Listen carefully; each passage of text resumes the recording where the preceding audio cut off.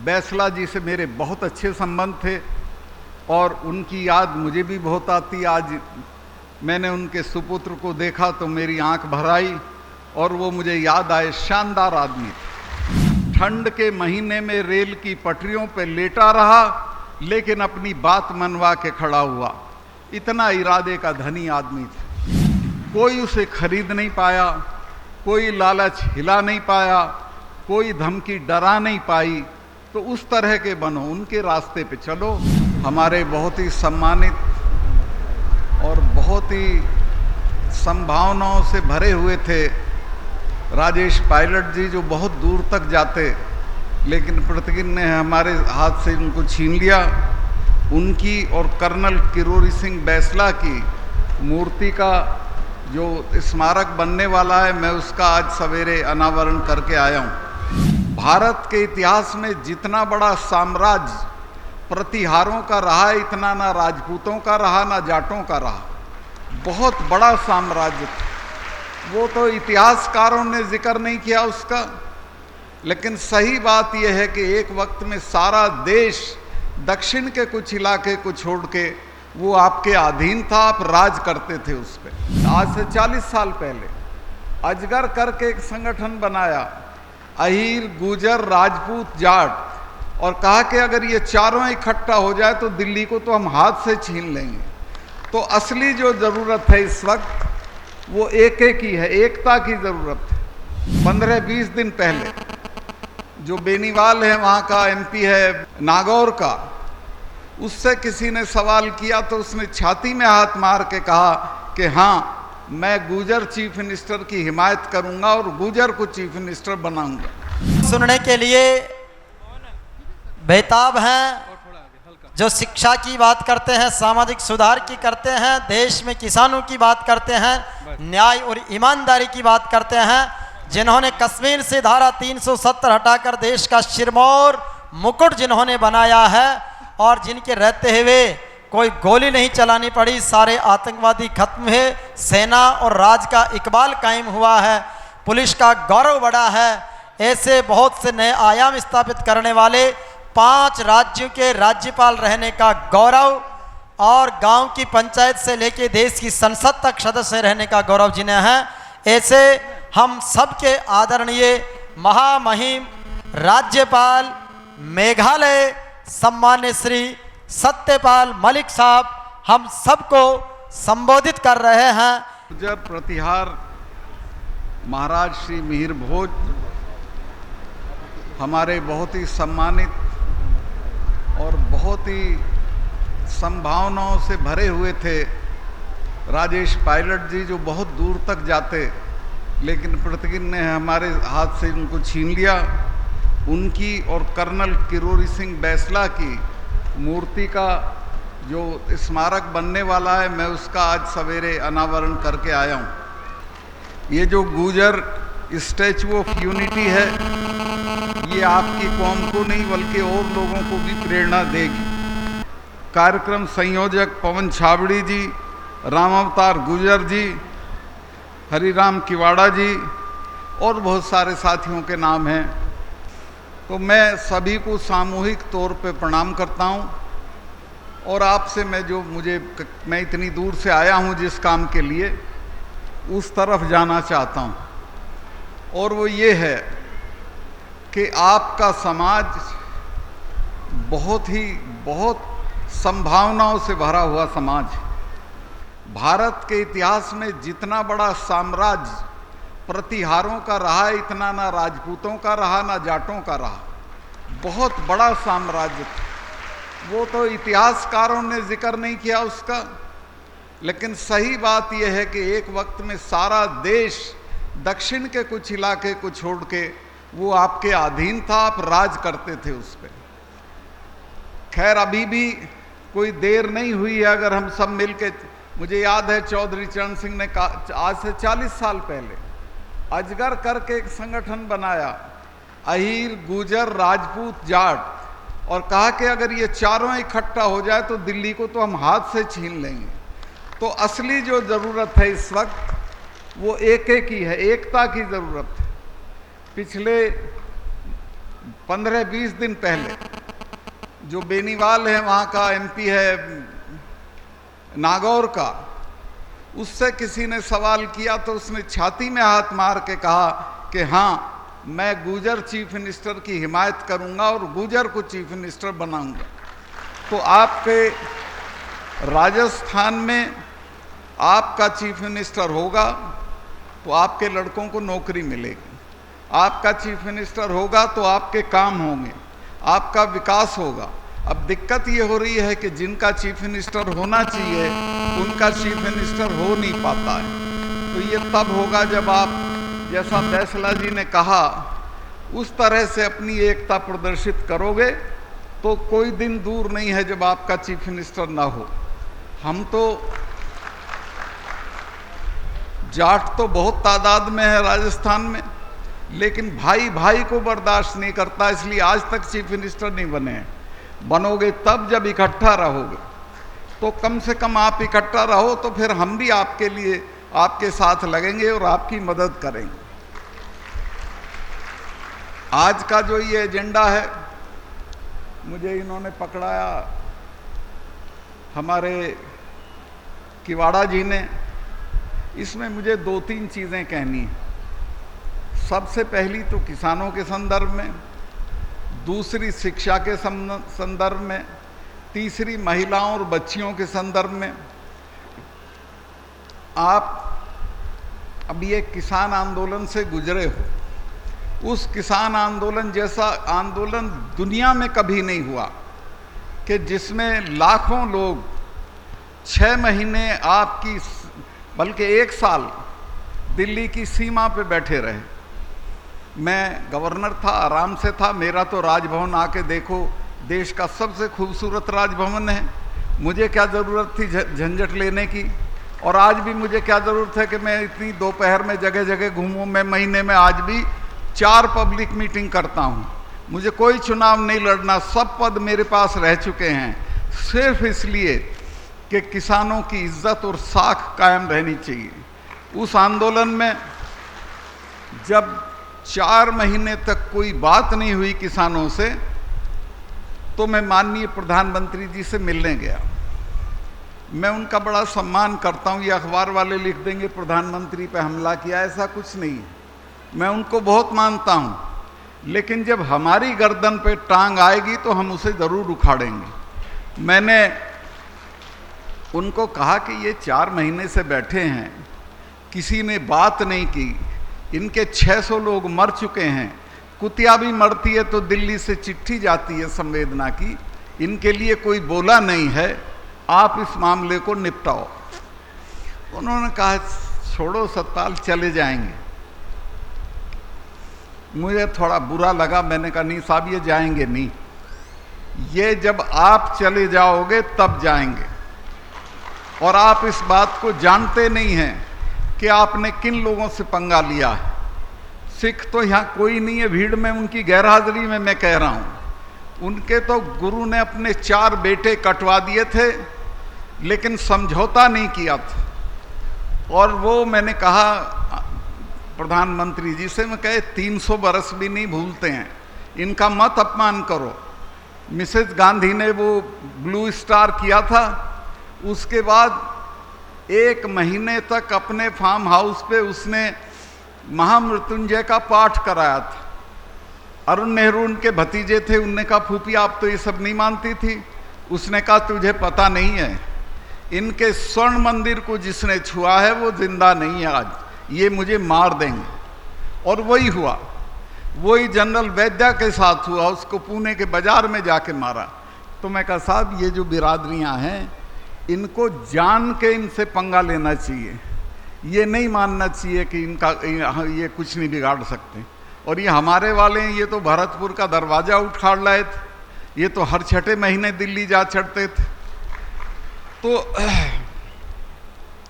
वो सीरियस नहीं थे उस वक्त। फिर भी मैंने कोशिश की बार बार, और एक वक्त ऐसा आया कि मैंने कहा कि साहब मैं तो अपना इस्तीफ़ा जेब में, और आज भी कह रहा हूँ, मेरी कोई बात बुरी लगेगी, कल मुझे कह देंगे तो मैं छोड़ दूंगा एकदम। मैं अपनी माँ के पेट से गवर्नर नहीं पैदा हुआ था, मैं लड़ झगड़ के गवर्नर हुआ। तो मैंने कहा साहब मैं तो छोड़ दूंगा, लेकिन आप ये ऐसा मत करिए। खैर वो देर से बात समझ में आई, उनके बात समझ में आई, उन्होंने सॉरी कहा, अफसोस फील किया और वो तीनों काले कानून वापस ले लिए। लेकिन जो असली चीज़ है वो अभी रुकी हुई है, जिसको MSP बोलते हैं, मिनिमम सपोर्ट प्राइस, यानी इससे नीचे दाम पे किसान की चीज़ जब बिकेगी तो सरकार उसमें दखल करेगी और उसको बचाएगी। वो अभी इन्होंने पास नहीं किया, कमेटी भी नहीं बनाई, जबकि इन्होंने कहा था कि हम बनाएंगे। और ये आज का झगड़ा नहीं है। छोटू राम जी का नाम मैं नहीं जानता, कितने लोग जानते होंगे।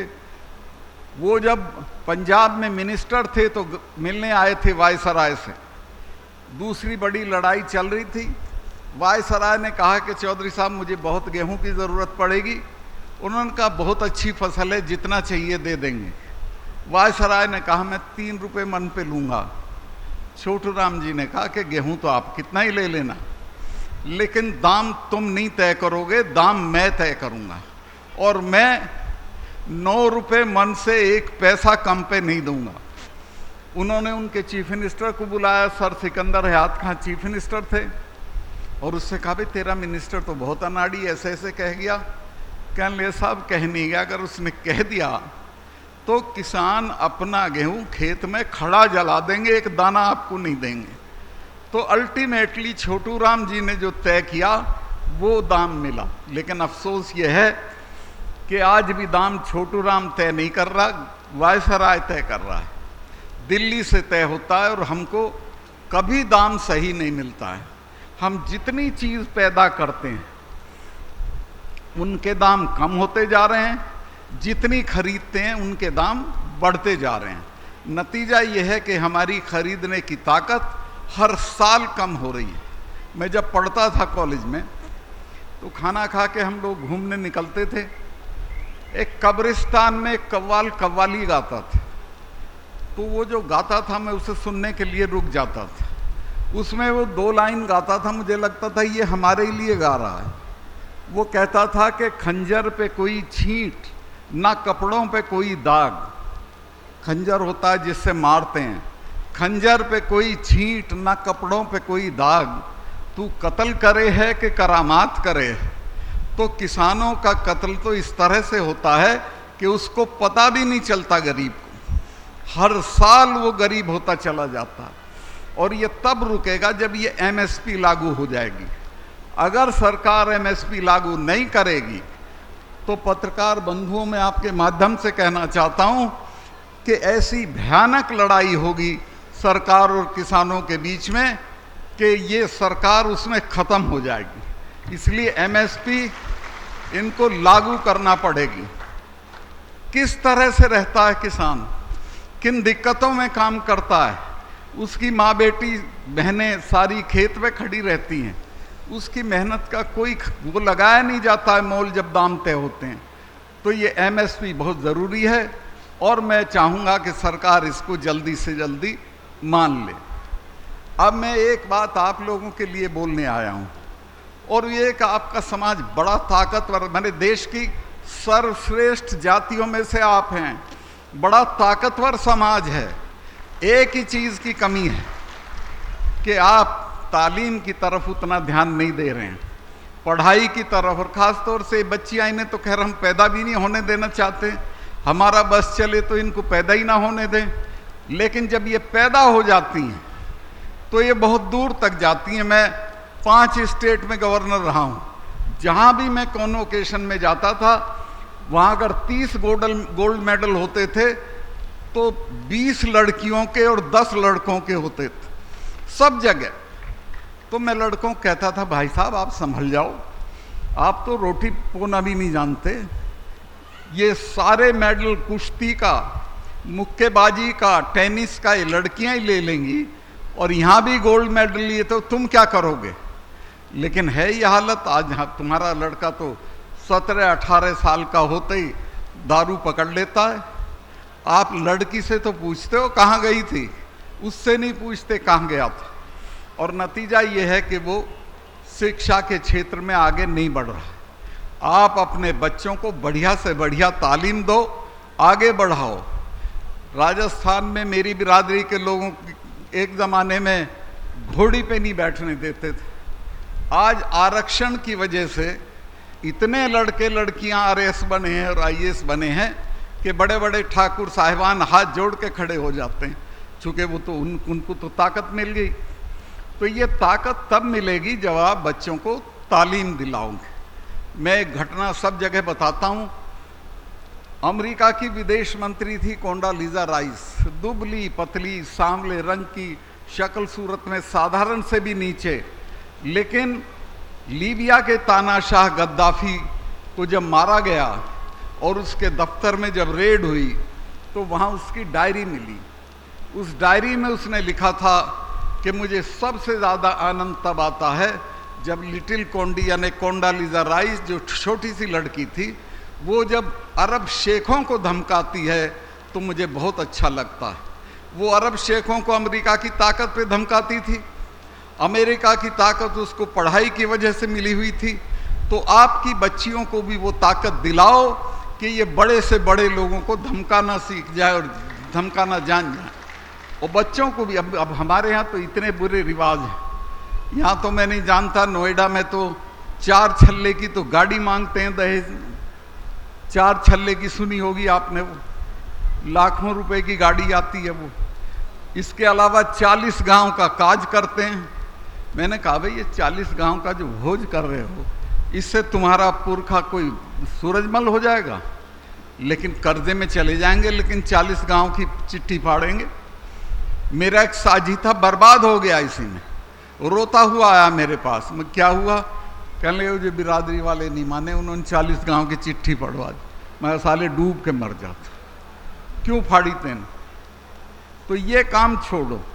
दूसरे में अभी हनुमानगढ़ गया था, वहाँ हमारी बिरादरी के कुछ गांव में वहाँ के लोग आए और उनका गवर्नर साहब अपने भाषण में ज़रा जिक्र कर दो कि घर में 2 आदमी है और मकान 15 कमरे का बना रहे हैं, हवेली ठोक रहे हैं, कोठी ठोक रहे हैं, इनमें से क्या निकलता? मैं तो जब MP MLA मिनिस्टर सब रह लिया था तब भी दिल्ली में 2 कमरे के मकान में रहता था।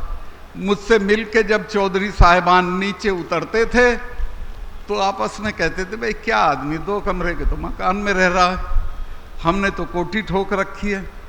मैं उन्हें समझाना चाहता हूँ कि वो कोठी तुम्हारे काम नहीं आएगी, ये 2 कमरे का मकान मेरे काम आएगा। अगर मैं 2 कमरे के मकान में ना रह रहा होता तो मैं प्रधानमंत्री से पंगा नहीं ले सकता था किसानों के सवाल पे। वो आज इसलिए ले सका हूँ कि मेरे पास खोने को कुछ नहीं है और जांच के लिए मेरे पास कुछ नहीं। तो ये बड़े बड़े घरों की बात छोड़िए, सारा पैसा अपने बच्चों की तालीम पे लगाइए और ख़ास तौर से इन बच्चियों की तालीम पे लगाइए। इनमें संभावना है, ये पढ़ाई में ध्यान देती हैं, अच्छे से पढ़ाई करते हैं। और दहेज से बचिए, काज से बचिए, इन सारी चीज़ों से अलग होके अपनी कौम को तरक्की के रास्ते पे ले जाइए। आपकी कौम की तरक्की की इतनी संभावनाएं हैं जितनी और किसी की नहीं है। आप ये देखिए कि जब ये जातियां आई होंगी कहीं से, तो सबसे खराब एरिया में गुजर लोग बसे थे। सब नदियों का जितना खादर है उसमें रहते थे। ये गाय भैंस का काम करते थे, बढ़िया ज़मीनें भी इनके पास नहीं थी, लेकिन उन्होंने मेरे में 3-4 ज़िले हमारे हैं जिनमें सिर्फ दूध का काम करके करोड़पति हो गए लोग। आज उनके बच्चे देहरादून में पढ़ रहे हैं। तो ये जो आपके अंदर कुव्वत है करने की, वो करिए, आगे बढ़ाइए, बढ़िया खेती करिए, बढ़िया मकान मत बनाइए, बच्चों को अच्छी तालीम दिलाइए और ये बताइए कि मेरा बच्चा लंदन में पढ़ रहा है, मेरा बच्चा अमेरिका में पढ़ रहा है। और वहाँ इसलिए कह रहा हूँ कि हमारे यहाँ देश में अभी भी तालीम पे कोई तवज्जो नहीं है। लंदन में जब बड़ी लड़ाई चल रही थी जिसको विश्व युद्ध कहते हैं, तो उसका बजट पेश हो रहा था। तो उस बजट में सब मदों में कटौती की गई, लेकिन शिक्षा की मद में कोई कटौती नहीं हुई। तो लोगों ने कहा कि साहब इसमें कटौती क्यों नहीं हुई?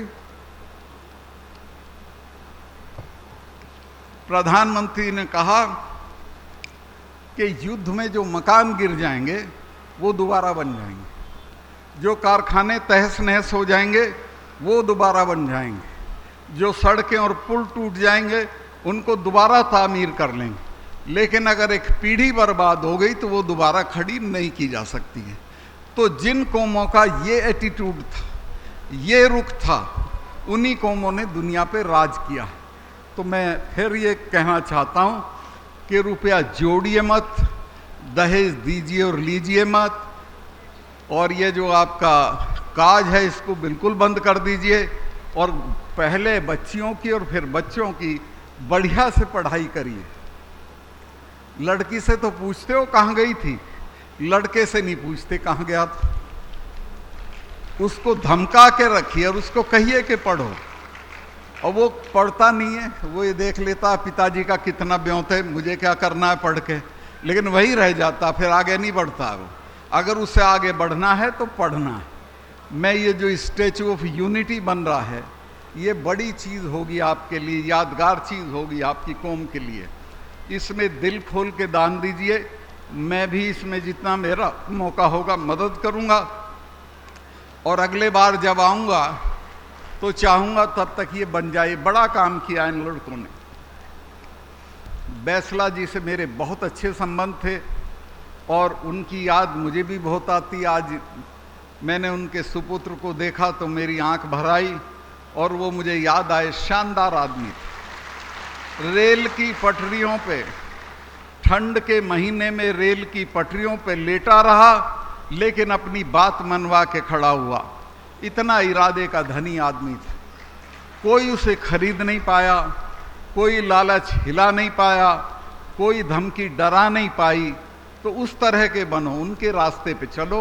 आखिर में मैं यही कहना चाहता हूँ कि आपकी, फिर मैं कहूँ, बहुत शानदार कौम है। किसानों में सबसे मेहनती, सबसे जुझारू, सबसे लड़ाकू कौम है। अगर आप तालीम और अपने बच्चों को दिला दोगे तो कोई सीमा नहीं है कहाँ तक जाओगे। यही कह के मैं आपका आभार व्यक्त करता हूँ, धन्यवाद व्यक्त करता हूँ। और मुझे यहाँ के बिल्कुल नहीं लगा कि मैं किसी दूसरी जाति का हूँ। मैं आप ही का हिस्सा हूँ और इसी तरह से रहूँगा। आपके सवालों पे, आपकी लड़ाइयों में, विजय जी, मैं आपके हर दुख सुख में इसी तरह से खड़ा रहूँगा और अपने लोगों को आपके साथ जोड़ूंगा। बहुत बहुत धन्यवाद।